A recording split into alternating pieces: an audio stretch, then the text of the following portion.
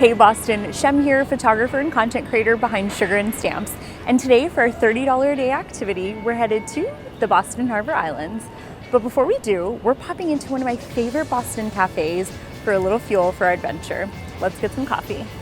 Tradesman in downtown Boston is a lively coffee shop with a contemporary vibe. The coffee shop also converts into a lounge where you can sip espresso martinis as you take in the old world charm. I'm here at Tradesman with Chef Anna, who leads the culinary program for all of the Tradesman locations in Boston. What can customers expect to find at Tradesman? When you walk into Tradesman, you expect to find breakfast sandwiches, pastries, great coffee, and a nice vibe. So I know you have specialty croissants. I've had many of them. They're so delicious. Can you tell us a little bit about those? Usually we keep 3 to 4 flavors. There is 2 flavors that never change, which is the red velvet and the Boston cream pie. And every week I do a special one. We think about holidays, we think about what is on season, and how can we make these croissants better every time. And Chef Anna always does. Now that we're caffeinated, let's take a short walk to Long Wharf. We'll hop on a Harbor Islands cruise to George's Island. The round-trip ferry ride is less than $30 per person and takes about 45 minutes. Along the way, you can spot airplanes and enjoy what has to be my favorite view of the Boston skyline. Before you know it, you'll be on George's Island,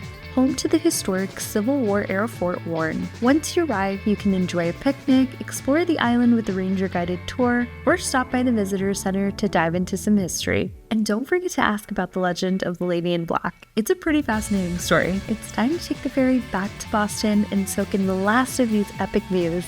I had such a great time taking you guys out on the water with me today. For more fun things to do in and around Boston, you can follow me on Instagram at Sugar and Stamps. And now back to you, Billy and Jenny.